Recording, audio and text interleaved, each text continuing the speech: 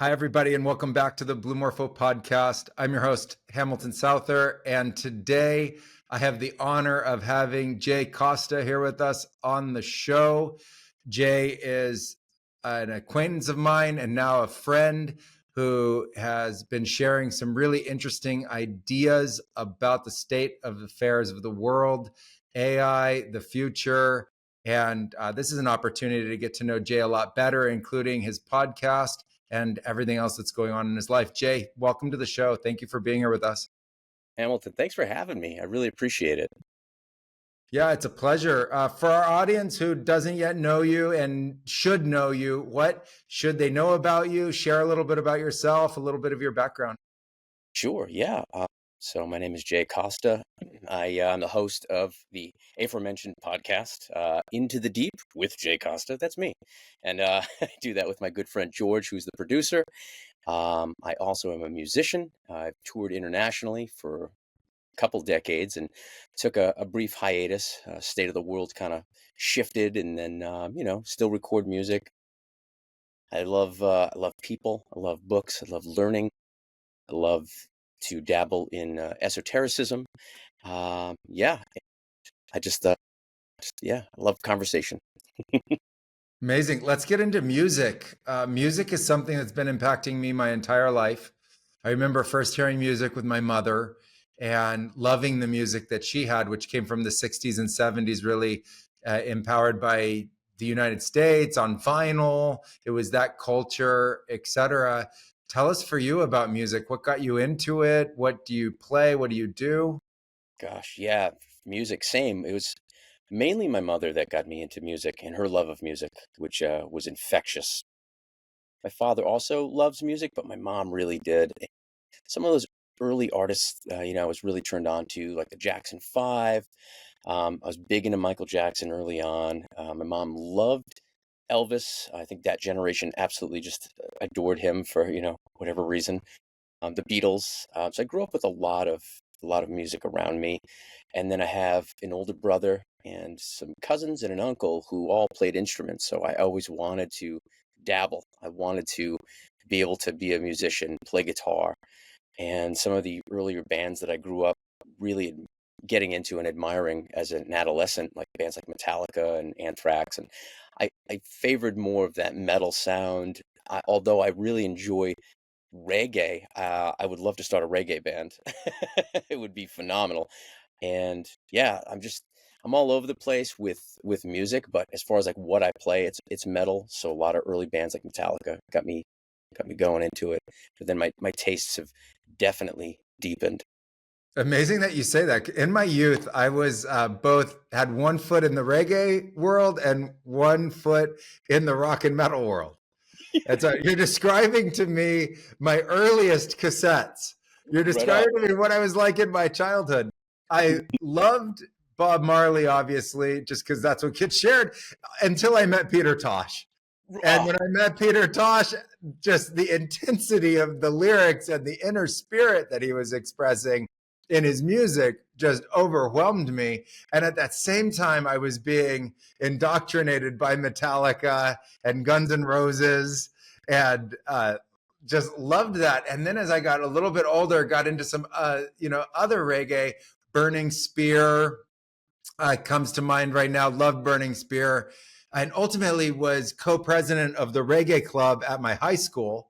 no kidding. And yeah, and little known fact, don't really share it too often, but for everyone to know, like, was really into it for a long time.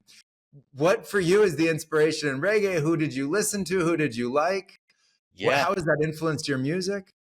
big time. Yeah. So again, the same thing, get into Bob Marley. My mother and father loved Bob Marley, and also introduced to Peter Tosh and just blown away lyrically, the passion, the energy. That's the thing. I think there is a certain energy to be said about reggae music. It's how it's delivered, it's the resonance. There's a frequency within the instrumentation, the delivery, the syncopation. It speaks for me, it speaks to my heart, it speaks to my soul, it speaks to my consciousness. It awakened this thing within me, and I feel like the when I think of love and I think of, One Love and I think of Bob, I think of reggae music bringing people together, and I can't ever be disappointed when I'm listening to reggae music. Um, it brings such positive vibrations, and I find it fascinating that, even with Rastafarian culture and the religion and how even words, they will change the words to have more positive connotation. And to me, there's something to be said about that energy. And for me, as a lyricist in a metal band, I didn't want to sing about like these nihilistic worldviews. I wanted to insert love and peace with the same power and intensity of metal music, but with the lyrics that are carrying a positive connotation and message. That, yes, I can be angry with what I see in the world, but no, I want to take that energy and I want to shift it. I want to transmute that and make something positive out of it, so that if someone's listening to those lyrics, they're going to get something positive that they didn't normally think they were going to get, or they might not necessarily get when they're listening to maybe a different artist that might have a more negative approach. Yeah, I think a lot of people misunderstand metal music. When I was younger, some of the first shows I ended up going to were metal shows and rock shows. My very first show was AC/DC, No which was kidding. incredible. Yeah, that was my first show. Yeah, it was so good. And then ultimately, by early high school, found myself in a number of Pantera shows and yeah, experiencing some real metal. And during that time, I was shocked to see how it was an outlet to really let go of a lot of that energy. It was like this pent up energy in the people that would come to the event, let out the energy during the event itself, and actually leave the event very peaceful, very in a state of brotherhood. I found it to be an incredibly positive experience going to me through high school. How did you end up in metal and a metal band? Yeah, it really goes back to my brother, my uncle, and my cousins. Growing up and listening to like Black Sabbath and Ozzy and Metallica, and being like, "Oh, that's cool." And then I think it has to be like, we didn't grow up with cable television in my home, so I would, if I was sleeping over a friend's house and they had like MTV Headbangers Ball, like I would see it there and be like, "This is cool. There's something about this that's drawing me in," and Metallica was that first like gateway band for me, and like if someone had told me when I was a kid that I would someday get handpicked by Metallica and open for them, I wouldn't have believed them, but it became a reality. And whether I manifested that or whatever, or maybe just the music's that good that James Hetfield enjoyed what we did when he heard us on satellite radio, like it forever changed my life. And seeing bands like another one of my favorite bands is Sepultura. They're a Brazilian metal band and just changed my world. And I just wanted to do that. I felt like I have something that I wanted to say to the world. I dealt with anxiety, obsessive compulsive disorder, and all these things that were undiagnosed as a child and didn't know it. But for whatever reason, through that metal, there was that energy that I was able to get out of I get these emotions out and these feelings out in a positive way. And it just made sense. And so I felt like there was something I needed to say early on, that I had a voice and I wanted to get it out there. Amazing. That's a beautiful thing. Behind the metal music itself, what is it like being just a normal person? Like, I think about especially like the life that I see that I imagine of somebody who's up there on stage, right? I'm the guy and the kid really in the audience. And then I go back to my normal suburban life. What is it really like going from the stage, back into the world and then back up there on the stage? It's interesting, like that dichotomy of like, I've always maintained a full-time job and even toured full-time. And I worked for a company for a period of years where they would actually have band leave of absence. And it was great. I could go on tour, come back, and I was a store manager for this company. And it was great. It was phenomenal. And then there was one day in particular where we flew back from Japan. We had just done a 2-week headliner in Japan. And I flew home, and went to work that afternoon that I flew in. And I had the absolute worst jet lag ever. And I remember just like being able to take a 15 and just like sleep and telling my coworker, just kick me if you have to, because I'm going to pass out. And it's weird because like there I was going back to a music related store, folding t-shirts, sometimes folding my own band's t-shirts. And it's this switch that you just kind of have to switch on. For me, I enjoyed it because it keeps you humble, but it also, for me, it gives me great perspective that I never wanted to lose that perspective of being a fan first and making music. And if I have people that are fans or enjoy what I do, that's bonus. That's amazing. For me, it's about the creation and that process of being able to exercise those emotions and feelings and thoughts and put my art out into the world. So I always wanted to make sure that I maintained that, plus the advice of my father, making sure that I had a full-time job to pay the bills. Where have you traveled with music? Where have you gone? Where have you played? Who were the audiences? Wow, we've done a lot throughout the North America continent. We did Japan several times and throughout Europe as well. Always wanted to do South America, haven't yet. I'll always say yet.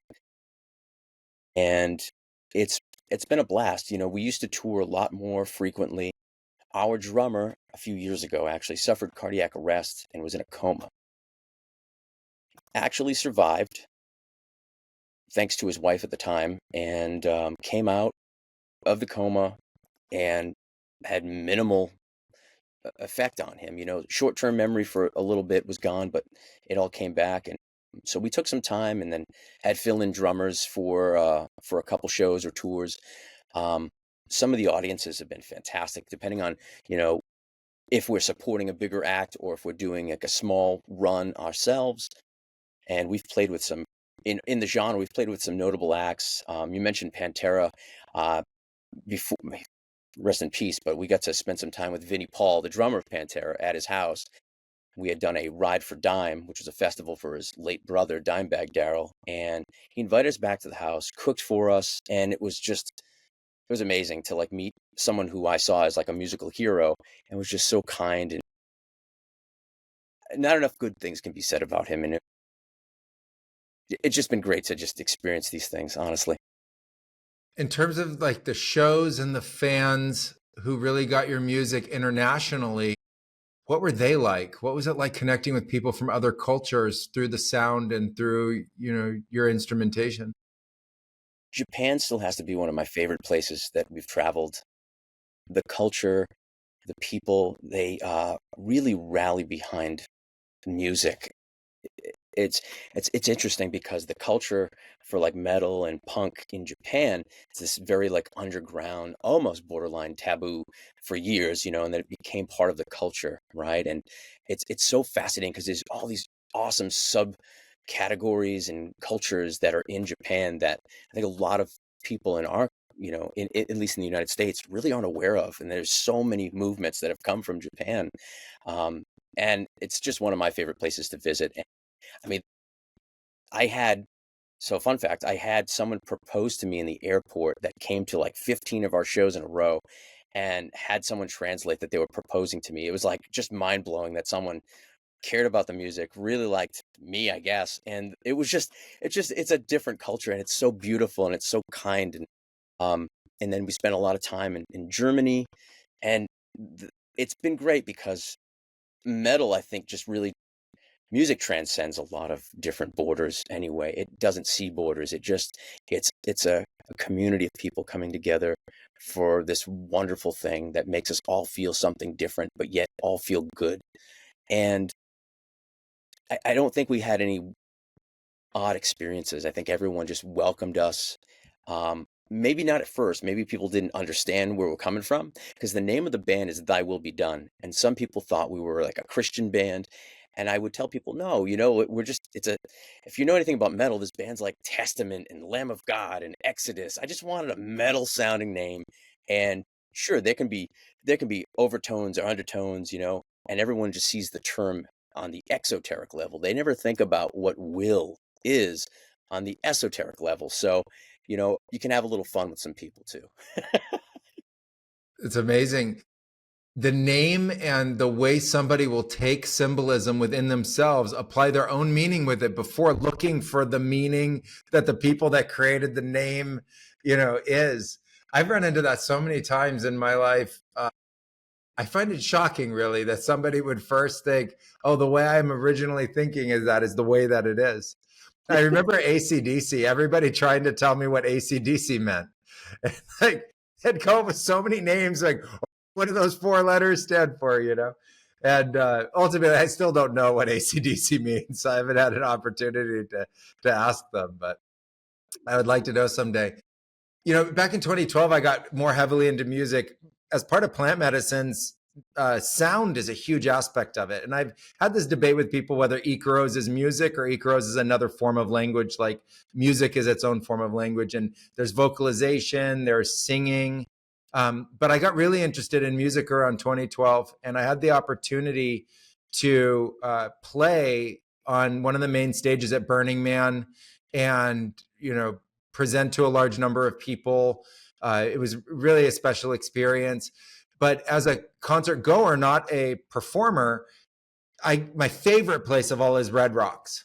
I grew up in Silicon Valley at Shoreline Amphitheater, but Red Rocks, when I went to college and I went to shows at Red Rocks, was a place that I thought was magical, that every time had something special for me. It seemed spiritual in its own right as a place itself, and what an incredible place to go. And someday I still hold out there that I want to play Red Rocks. I want to have an opportunity somehow to be up there on stage and share this art that I'm really interested now in that kind of a venue. For you, what were the places that spoke to you the most as an actual venue to play in? Sort of like it's a ceremony in its own right. That place, it becomes a temple or a great, I don't even know how to describe it. Just the space itself. What for you was the favorite ones that stand out?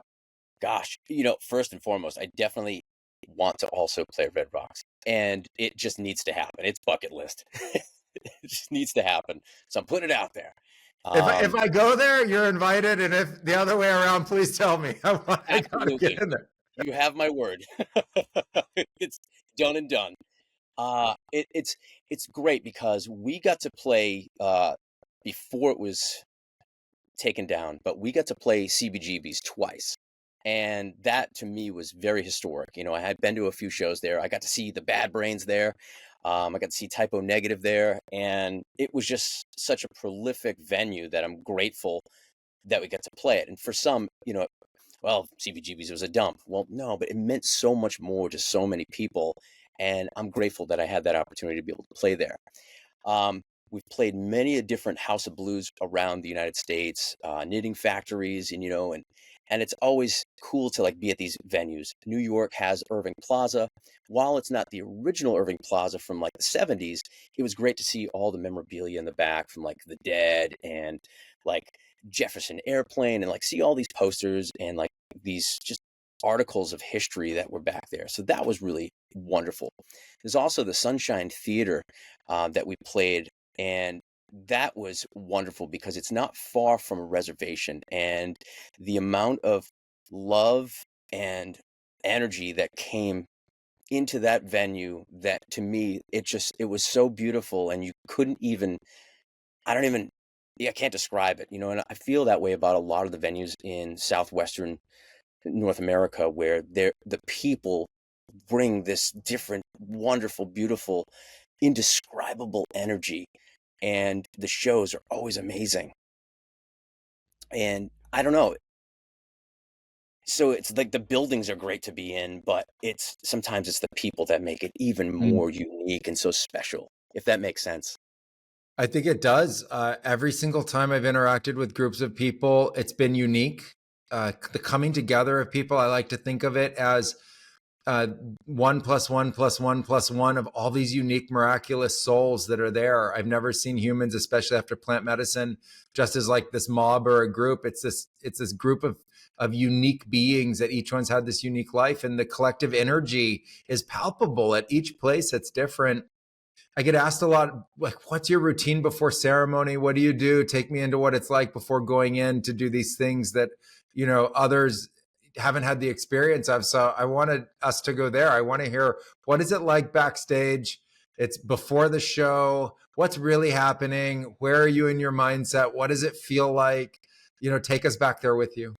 Yeah. So for me, it gets very meditative in a sense of I have to protect my space, my energy, in the sense where like if we're in the United States and if we're driving a van and a trailer, I do all the driving. My guys they'll sleep while I'm driving or whatever. So I'm usually a little tuckered out. So I'll try and catch little cat naps here and there. So before this, we hit the stage, it's typically for me, I'm doing some vocal warm ups, some vocal exercises, but I'm also doing these stretches.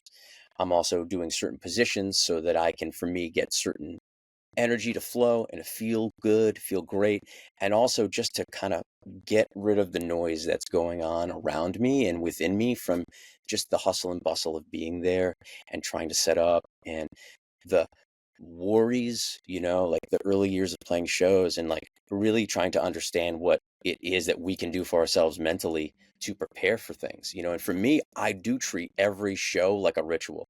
Every show is a ceremony for me because it's an exchange of energy. And so by definition, it truly is. And for me, it's about getting my vessel in a state that needs to be prepared for what's about to transpire. And it's interesting because like, I don't really haven't had a chance to really talk about this aspect of it. So I really appreciate the opportunity to. And it really is. It's a catharsis. It's this moment where I'm getting everything up, I'm bottling up things, I'm finding it within me. I'm trying to balance out the energy, I'm gathering it, and then I'm releasing and I'm exchanging. That's really, it's this wonderful dance because again, the individuals in the crowd are just as much part of the energy exchange. Sometimes, it's palpable. You can feel it and it's just like pulsing. And especially with the rhythm of the music. And of course, you can get in your own head. Did I miss that lyric? Did I do this? Did I do that? Or, but it's the state of trying to it's entertaining to those watching, but for me, I can only speak for myself, not my bandmates, but like for me, it's a ritual. It's a hey, this is an exchange of energy right now. Thank you for sharing. And that takes me right into the part that you mentioned in your introduction about esoteric connection, and you have Into the Deep as your podcast. And this idea of there being something much deeper than just performance and something going on with an exchange of energy. Talk to me about that. Where does this come from in your life? How did you find it? There's so many people that are out there seeking something deeper in life that you're touching upon. How did that just happen for you? Well, it's interesting because my mother, very, very spiritual person who's no longer on this realm, but she really got me into a lot of spiritual thinking. And my mom, while the family, when I say the family, like the greater family, um, around us, there was, a lot of like that Roman Catholic, upbringing. There was also like sub pockets of Judaism. And then there were also like, there was my grandmother, my mother, my aunts, and they practiced craft work. And, you know, a lot of people talk about like, oh, witchcraft or whatever, but it's craft. And so there's a lot of indigenous groups that have their own craft that they do, and it's just the easiest way to put it for people without having this like stigmatization on it, right? And my mom helped open my eyes to what is around us in the world and the great mysteries of things, and really got me looking into things deeper and the cause and effect of things. And this is before really seeing the correlations between like quantum physics and what's really happening when we're manifesting, et cetera, et cetera. And so I really started at a young age getting into things and finding out about like, oh, what's this, what's Hermeticism, and finding out, going to the library and pulling out books, learning about ancient Egyptians and like what's this, and what's this magic that they're talking about. And so for me, like Hermeticism really was like a gateway. And then also like the esoteric side of what we know as the Judeo-Christian side of things, and the allegories that are told in these stories, and the purpose of these allegories, and how they've been told and passed on, and how it was an oral tradition. And then learning that, and only knowing it as a kid, as the exoteric side of things and what you're told. And then I started unfolding all these things because my mom showed me and pointed out. And you start realizing all these like fear mechanisms and all these things that are put in place that folks are indoctrinated with, that cause more fear and more harm. than they do good, and to know thyself. And so as I started going down the proverbial rabbit hole, as they say, which is a very overused term now, but you start finding out about Gnosticism. And for me, it was like finding out about these different groups of Gnostic teachings and, the Cathars and, and just really learning about what they cared about and why they were deemed heretical. And then you see this power struggle and the divisiveness. And then you start, wait a minute, hold on a second. This hasn't gone away. There's still this, okay.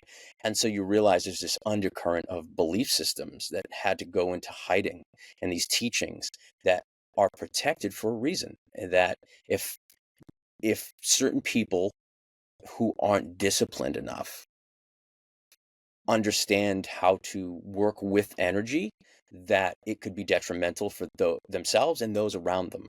And so there's a reason why there's, people that, even for like Kabbalah or like Kabbalah, where the individual should be 40 years old before dabbling and starting this path, is because there's something to be said about our maturity level and what our life experience has taught us, so that we're not haphazardly as some 16-year-old, because I made the best decisions when I was 16. Like having all this information, it's like a fire hose that you're trying to drink from. Impossible. So there's something to be said about, like, there's a reason why these ancient teachings have been around as long as they have, and why you have to learn to respect that there is a process, and learn to respect that there's a path and there's a way to go about these things. So, a long-winded answer to your question, I got into it because of lineage. I got into it because it's definitely part of my DNA, and it is a part of me that wanted to know thyself.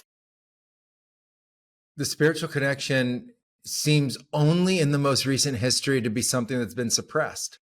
And before that, it's been unilaterally expressed as something innate amongst all populations of all people that I've studied.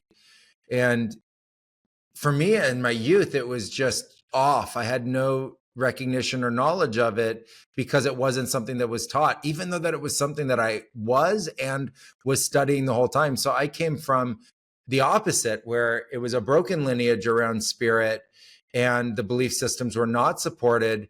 But then ultimately in my early 20s was something that just flooded me.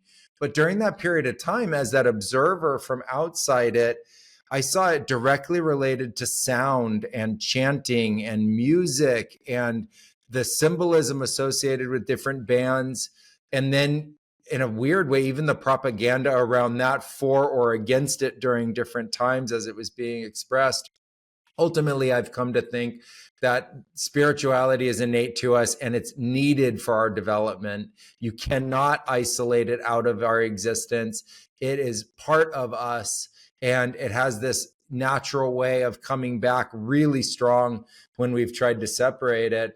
I got to the Amazon and in my early 20s, and I started to hear these spiritual masters making really unique sound that I had never heard before, that was directly linked with the nature. It was linked to their spirituality. It was linked to their belief systems, and the sound would come out of them and impact me at a place that was equally spiritual. I wondered if you could speak to that union of spirituality and energy and music, and why it seems to be so closely intertwined. Absolutely. And I think that's so accurate. Is there is something to be said about what's in the notes and what's between the notes, because the silence is just as powerful. And we typically live in a very noisy world, at least Western civilization, it's a very noisy world. And when we, I guess when we encounter something, for me anyway, I can only speak for myself, there are bands or musicians that, and using the term, resonate with me. And I believe that's what it is. There's a resonance there, where there is a frequency that we're attuned to, that there's a reason why, yes, sure, you're brought up with, country music, by default, you hear country music, you like country music, but it's not always the case, right? Some people, the apple does sometimes fall far from the tree for some folks, but for me, it's like my parents didn't grow up listening to metal, but I had my brother who had some metal, but then I gravitated to different genres of metal or heavier versions of things that maybe he was into. But there was something that there was an energy to it that I was able to, again, transmute the anxiety, the feelings, the emotions, the thoughts that I couldn't quite comprehend, and I didn't know what to do with it, and I didn't do anything destructive with it.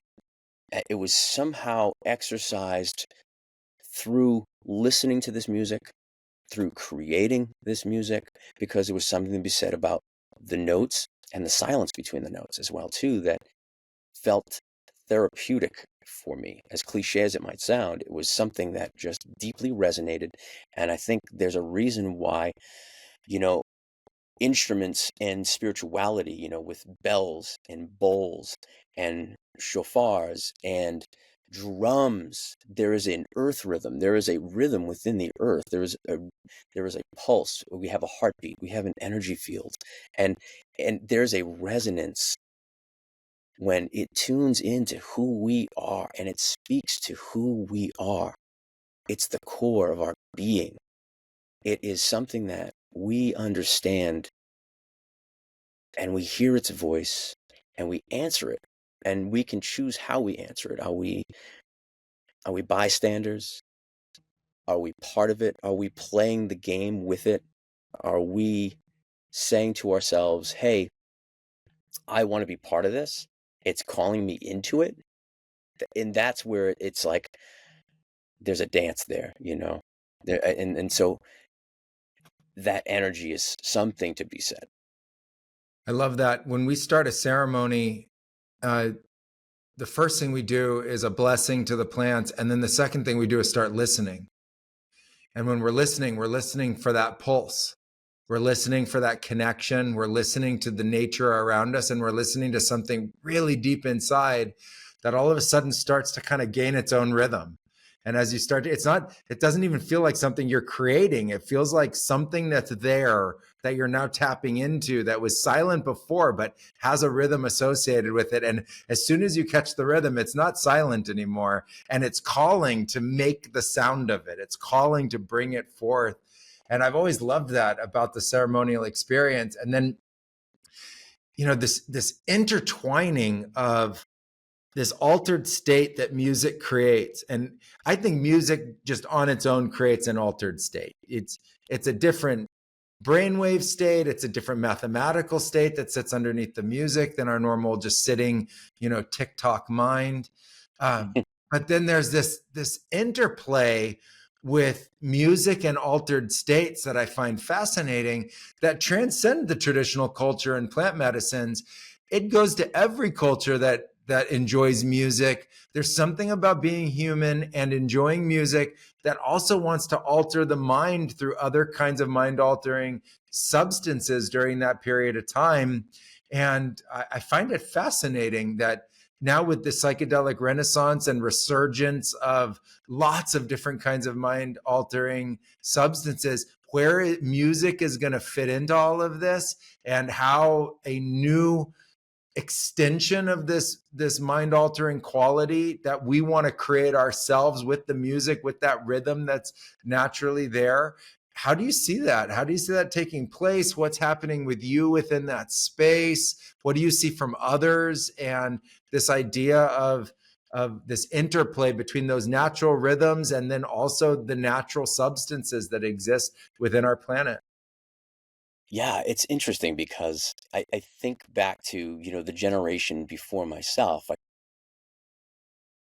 It's like I think about the 60s and 70s where altered states of consciousness and music all of a sudden started coming together. We think about like the Grateful Dead, we think about like Pink Floyd.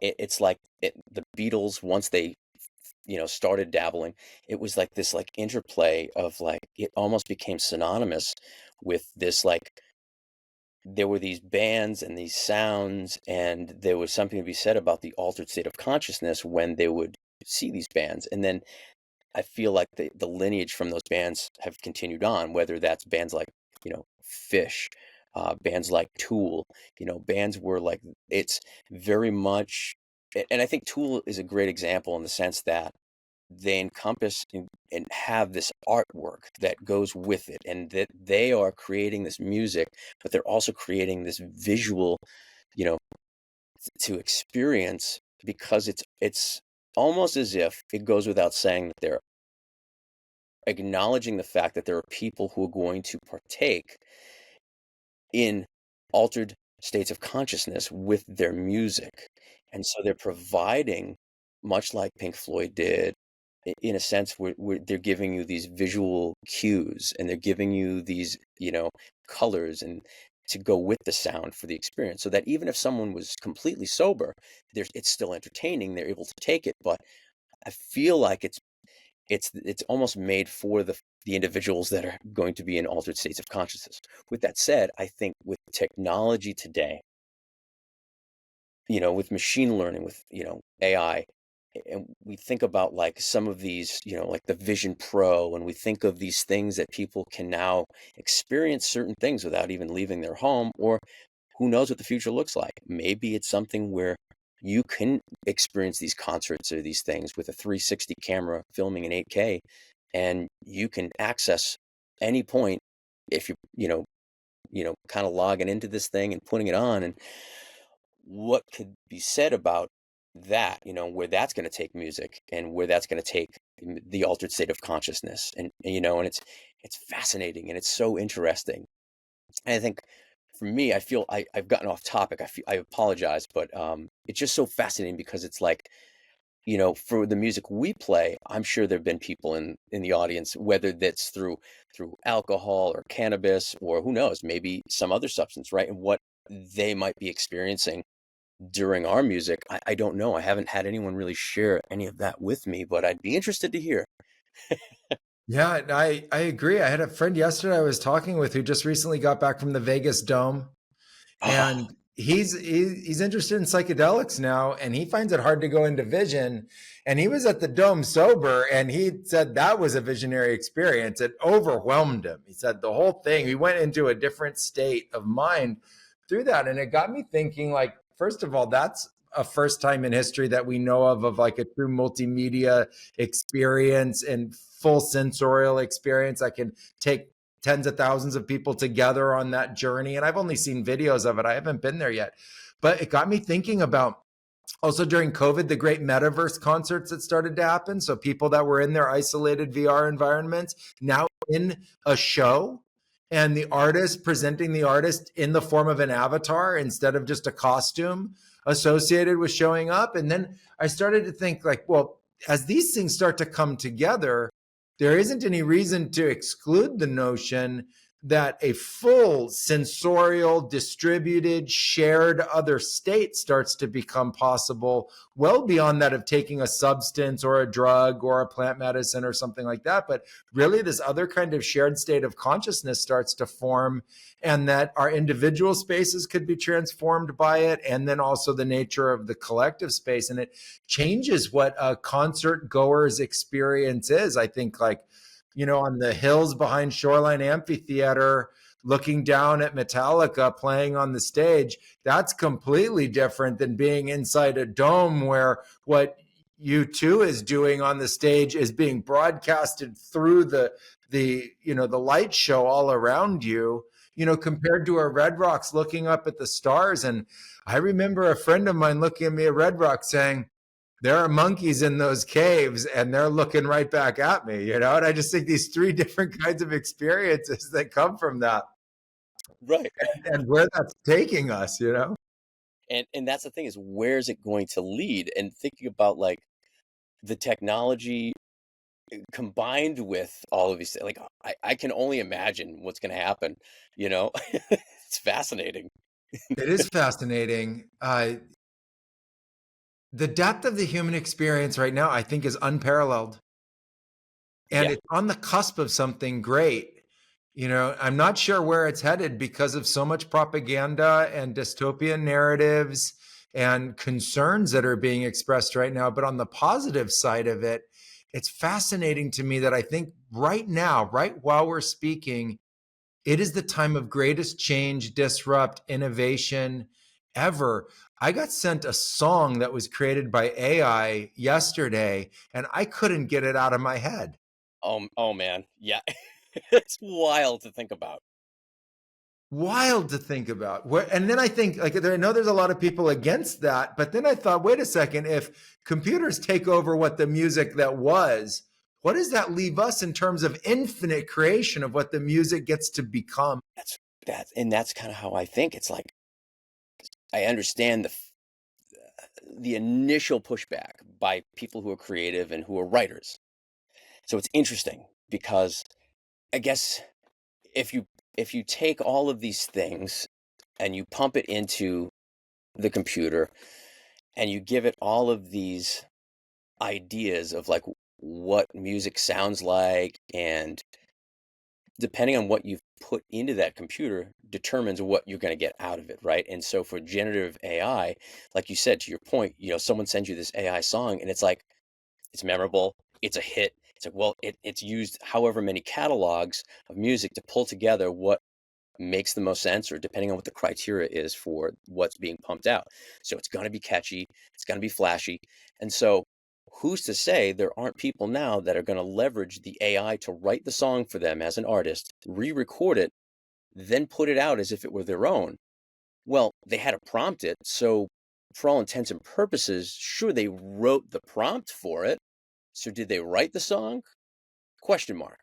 But it's interesting because we're still able to create, but we're creating in a different way now, I think. When we have the introduction of AI, there is a lot of pushback, especially in the music community, for album art being created by AI, and them worrying about, like, an artist, whether it's graphic design. What graphic artists were once seen as, like, they're not real artists, they're not painters, they're not using charcoal, they're not using Yeah. pencils and pens. So is this just another iteration of like a new technology coming into play that's going to have pushback, to your point, with this fear and this propaganda that it takes a little bit for people to accept? I wonder. Huge disrupt. Biggest ever that I know of, other than, previous to that, the printing press. Right. Previous to that, no literacy, or very limited, truly very limited literacy.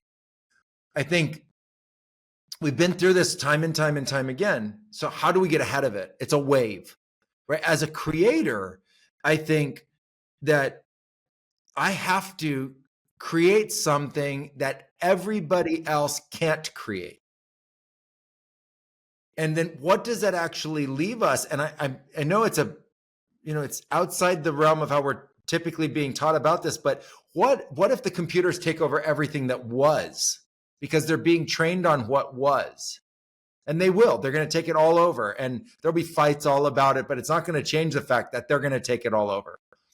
But it doesn't change what is and what will be. And the computer can yet to actually create what is and what will be. The human spirit, that esoteric quality, the computer doesn't yet have. And I think as a creator, it's forcing me to look at a nature of disrupt and say, okay, all that's happened is a very unique new instrument has been created. In the US, the laws around it is if it comes out of a computer, it's not owned by you. So you have to do something dramatic to change it. That's not the way that it is around copyright law around the world. But in the US, if it gets spit up, like, you prompt the computer, your prompt is yours, but what comes out of the computers is part of the public domain, which I find also really interesting. So it changes the nature of how we think about ownership over the nature of creativity. Now, if you take that and you make your own recording of it, it's yours. But if somebody else finds that core song and makes their own recording of it, that's theirs too, right? Because the source of that ultimately came from somewhere else. And so this is a really big disrupt. And I understand that if you made your living this way, it's really scary. But if you made your living off of film and you didn't make it over into Photoshop and the digitization of your career, you were gone. And if you were a recording studio that knew how to work a certain way and you didn't make it over into digital, you were also disrupted. And so there's a part of me that says we have to accept this for what it is. I would like to personally see that the people who helped create these tools, because their data was used to train them, they should be, I think, remunerated. I think they should be cut in to the level of training that they helped, like a teacher. Like, well, hey, you took my stuff to train it, so give me a royalty forever for the nature of the use of that, or go train it on something else because you trained it on my intelligence. I think that could help balance the playing field a little bit. But in terms of the tooling itself, I always say you cannot put Jack back in the box, guys. Like, just like we went from analog, or we went from pre-string instrument to string instrument, we went from string instrument to electric, we went from electric to digital, now we've gone to AI. Like, this becomes now part of the whole world of music. And, what do we do with that? I don't know yet, but it started making me think, like, I better start creating an AI that's trained on my art, so that I plus an AI can become the artist that I am. Like a guitarist on without a pedal can't do what he does unless he has a pedal. Like, we're plugged in. What do we do? Right. And as a band, we joked around. We're like, oh my gosh, like it would almost be funny for like bands, figuratively speaking, like when you're stuck, especially like if you're like a really big band, like bands that are bigger, not us, big bands, like, or even just us. Like if you were like at a point where you feel like you hit this like writer's block and you pump in all your previous albums into this machine and you're like, write me a song. Like it's yours. It's being taught by your previous catalog and what it spits out, and it's like, oh yeah. Would you have ever come up with that? Who knows? But it was just one of those things that it was like we were just figuratively speaking, and I don't know. It's just I know there's a lot of discomfort around it right now for a lot of people in music and film and artists as a whole. It's not going anywhere. So what do you do with it? How do you use it? How do you learn how to either work around it, work with it? Like you can't ignore it, right? No. No, it's changed the game. It's changed the game. I don't know what that game is supposed to look like yet. In 2012, when I went back to LA and met with a bunch of people in the industry, they said, we're in havoc right now. Like, this is the worst time to get into this industry. They said, we don't even know what's going on. We're hemorrhaging. It's in such disrupt. That disrupt is upon us again. It's a nature of the creativity and how fast creativity evolves and moves. Um, I played the song for a friend of mine and he said, well, there go the DJs. That was his take, but I'm not sure that's true. I don't think the DJs are gone. I think it changes and it evolves, and we have to accept the nature of the acceleration of creativity. Maybe what has to change around this is the nature of how we monetize the art once again. And it's really a question, sadly, about money, not so much just about creativity. I'm going to take an avant-garde position, and I would say if your band trained its own AI and it gave you back creative prompts and you took those prompts, not to de facto copy it, but be stimulated by it, that's no different than hearing someone else's music and being stimulated by it and then creating your own. And that's something that all musicians have done that I know of forever, is listen to other music and ultimately be influenced by that music. It's a melting pot of sounds and creation. And so I would accept it. I would say, yeah, go for it. But don't just take the thing out of the system, out of the machine, and leave it at that. Add your color, be influenced by it, then go back to the human oriented creative process. And then as an artist, go back into the world and ask yourself once again, I think the biggest question as an artist, which is that you may care about your art and love it, but does anyone else? And it's that big who cares question about it. I'm not telling it to a computer to see if they care. I'm asking another human being, are you moved by this in any way? Do you care at all? What is that experience that you get as an artist? You as an artist, I'm really interested with all of this that's going on. What's now really important for you in your life? What are you doing? What would you like to share with our audience? What's compelling for you at this time?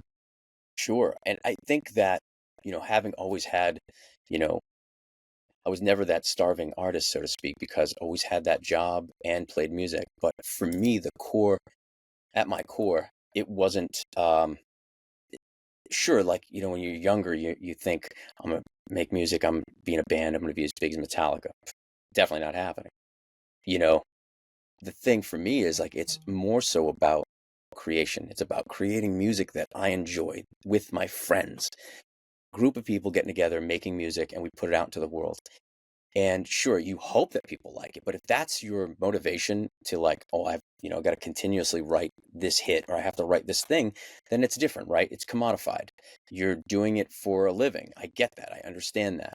So I feel like if that's your thing, AI comes out and does it really affect you? To your point, as musicians, we're emulating what inspires us. Just like AI tries to emulate consciousness, it's trying to emulate all these things fed into it. And as an artist, as a musician, a creative, a poet, etc., you're doing that same exact thing. You're taking and filtering all of the things through all of your senses that have inspired you, that have resonated with you, that make you who you are, and you're spitting it out. We're no different. And I think that's the thing is like we're being a little hesitant because it's a change. And so we're fearing this change rather than seeing the similarities of the fact that like we are just like AI. We're taking things from our stimuli and putting something out there and we're emulating. So I think for us as a band, as a musician, it doesn't really affect us because we're putting our music out that we want to put out. And if other people like it, bonus. It's fantastic. We hope so. We hope people dig it, but it's not our goal. And I guess if that's your goal, then yeah, it might affect you a little bit differently. And for us, we'll still continue to get together as a band.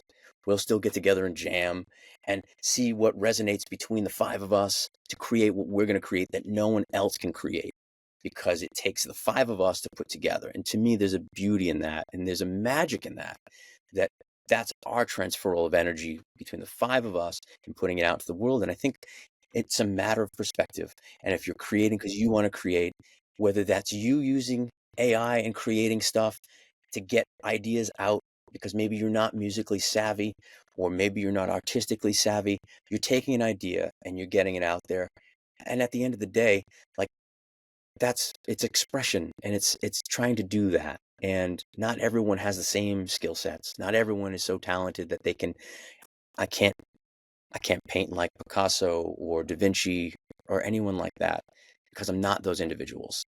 I can only do what I can do as Jay Costa. That's all. I have my voice. You have your voice. And if everyone could lean into their own voice more and realize how special and how unique your vision and your voice is, and have the courage to share your vision and to share your voice, that's maybe part of why we're on this journey. On that note, what was the inspiration for your podcast and what's it about? Tell our listeners about it. Sure. So Into the Deep really came from George, the producer of the podcast, and one of my best friends who I got to know through music. Oddly enough, he did front of house sound for us on a tour, and we got to know him on another tour before that when we shared a tour bus with another band. So we got to spend a lot of time together with him, and then so we took him out on tour. He had this idea one day based on a lot of conversations that we had over the years, and he was at work and he just felt something overcome him as he described it. I still have the text messages saved. And to him, he heard this voice and he had this feeling that said, you need to start a podcast. You and Jay have to have a podcast. So he puts down whatever he had in his hand and went to text me. Simultaneously in that moment in time, my fiance and I are heading to church for a service for a friend of ours whose father passed away. And so I was in that moment explaining to my fiance about like just different practices for different cultures when people pass on. And we were just talking about like, different rites and things that do happen. She was merging to get out on the highway and she said, "Oh, hold on one second." She's like, "Hold on, I just want to pay attention," because she was listening to what I was saying about, I forget which culture in particular. After she merged on the highway, she said, "You really should have a podcast." In that same exact moment, I get this text message from George. Honest, I get this text message from George that the three words I see is start a podcast. That's what I zero in on. I'm like, oh my gosh. So I call him immediately. I was like, dude, this is the weirdest thing. So he said, all right, I guess we have to do it now. So we started Into the Deep so that we could talk with people, or other people could talk with us rather, and share their stories and their perspective. I feel like in a time where things are so polarizing and so divisive, we have more in common than we actually talk about and think about. There's so much propaganda out there. There's so much negativity. Getting people to stay divisive and polarized is how they're controlling other people and how they're making money off of people. And for us, it was, let's have people tell their stories, and that listeners can find that they have more in common with other people than they realize, that we're all part of this human experience, that we all have a unique voice, and that we can have the courage to share our stories and to have our voice heard. And really, it was that coming from the interest in the esoteric, and knowing that there's an undercurrent of whole other systems that exist that aren't part of popular culture. And there's a reason why subcultures exist and countercultures exist. And so it wanted to really just, for me, I want to shine a light on other people and pass light around. And with that, also share that love and get everyone to understand and be on that same level and understand that it's all one consciousness at the end of the day. Amazing, Jay. How do people find you? How do they find your podcast, your music? How do they follow you? Sure. So they can find the band Thy Will Be Done. We're on all the streaming platforms. We just recently put up our back catalog that hadn't been up there previously. So we did that. We had some new songs just drop. So you can check that out on all the streaming platforms. You can find us on the socials, typically under TWBD, as in Thy Will Be Done. So you can find us on Instagram, X, Facebook as well, Thy Will Be Done. And for the podcast, it's Into the Deep with Jay Costa. Typically, you can find it at itd.jcosta on all the socials, Instagram, things like that, Facebook. You can find us on YouTube as well at Into the Deep with Jay Costa. And you can find the episodes I have with Hamilton here. So it's going to be great. We've got one already that's posted, another one that's coming. And yeah, I talked to a lot of wonderful individuals, and I'm just honored that I get to do that. Amazing, Jay. Thank you so much for being on the Blue Morpho podcast. We'd love to have you back another time in the future. It was great speaking with you today. Thank you for sharing all of your deep wisdom, and a pleasure to have this opportunity just to spend time with you today. The pleasure's mine. The honor's mine. Thank you so much for having me, Hamilton. I truly appreciate you. Wonderful. Have a beautiful day. You as well.